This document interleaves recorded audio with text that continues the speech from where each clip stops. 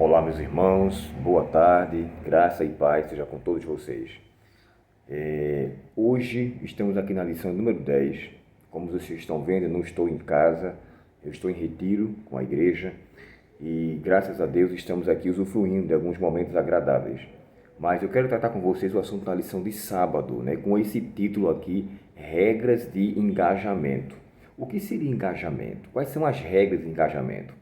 Engajamento, irmãos, tem a ver com envolvimento, com comprometimento. E ele, pelo menos, é definido com 5 áreas.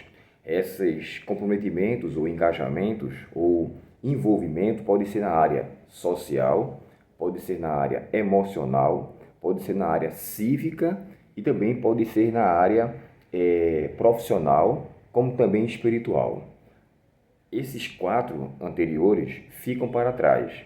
O foco aqui é o engajamento espiritual. E por quê? Porque ele tem valores eternos. Esse engajamento, esse envolvimento, esse comprometimento tem valores eternos. Então eu descubro ou eu resolvo se eu quero estar envolvido ou comprometido com aquilo que vai me levar à salvação eterna ou aquilo que vai me trazer à perdição eterna. O problema é que o inimigo, conhecendo a nossa carnalidade, ele vai investir naquilo que a nossa natureza pede por necessidade, aquilo que ela pede para ser alimentado. E o que a carne pede para ser alimentado é o que se constitui com as obras da carne. É tanto que no livro de Gálatas, capítulo 5, verso 22, na Bíblia Nova Versão Transformadora, diz que assim, o fruto, o Espírito Santo produz este fruto. E ele começa a dizer amor, bondade, benignidade.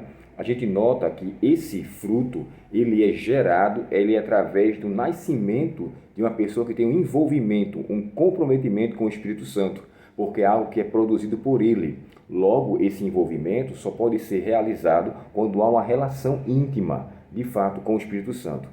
Contrário do que acontece com as obras da carne, porque por nossa carnalidade, em nossa natureza, nós já pedimos, já almejamos, já queremos aquilo que a nossa carne necessita.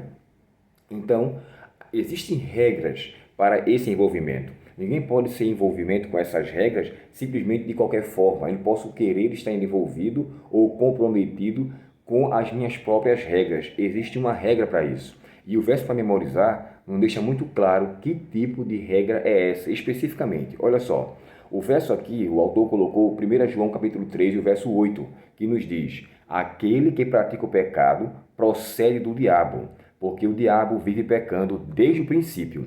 Para isto se manifestou o Filho de Deus, para destruir as obras do pecado. Olha só, primeiro ponto que merece consideração aqui é que não é o fato de você praticar um pecado ou você cometer um pecado que aquilo lhe causa um pertencer ao diabo, ou seja, isso não torna você uma propriedade do diabo, mas a prática aqui é uma prática praticando, é um gerúndio, é você viver na prática do pecado. É tanto que na versão transformadora o texto diz assim, mas quando continua a pecar, mostra que pertence ao diabo, pois o diabo peca desde o início. Então, se eu tenho uma vida de pecado constante, eu demonstro quem vive em mim. Não tem como ser o Espírito Santo. Logo, eu não estou envolvido ou comprometido com a obra que o Espírito Santo quer trazer para mim. Isso faz valer a quem de fato eu sou. Jesus, quando chegou a falar sobre isso, dos fariseus e dos escribas, em João 8, verso 44, ele fala assim, vós sois do diabo, ou pertenceis ao diabo, porque vocês são mentirosos, e o diabo é o pai da mentira. Então existe uma filiação através de uma vida espiritual. A minha vida espiritual, ela demonstra se eu sou filho de Deus ou filho do diabo. E lembre-se, só vai ser salvo os que forem filhos de Deus, não criaturas de Deus. Criatura de Deus, todos somos. Até os anjos que foram expulsos também são criaturas de Deus, mas não mais filhos de Deus. Lembra do texto de Jó, quando fala assim, num dia em que os filhos de Deus veio até ele, veio também Satanás. Aí você nota que Satanás ali não é descrito como filho de Deus, mas um intruso que vai ali sem ser convidado, ele vai ali sem ser chamado, mas por a terra ter cedido à sua vontade, através de Eva e Adão, logo ele pegou como propriedade este mundo, porém não pertence a ele. Cristo, ao vir aqui, veio nos trazer um resgate eterno, através de sua morte na cruz. Logo entendemos o seguinte, A prática do pecado levará a uma filiação destrutiva.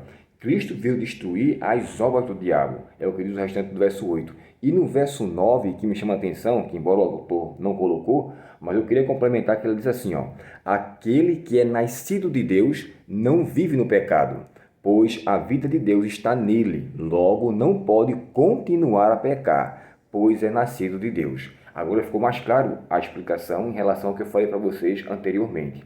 É necessário que haja um nascimento nosso para com Deus, um nascimento constante. É o que Paulo fala aos Coríntios, né? Se alguém está em Cristo, 1 Coríntios 5,17, 2 Coríntios 5,17, nova criatura é. As coisas velhas passaram, então passa a ter uma vida diferenciada, os que são de fato nascidos em Cristo.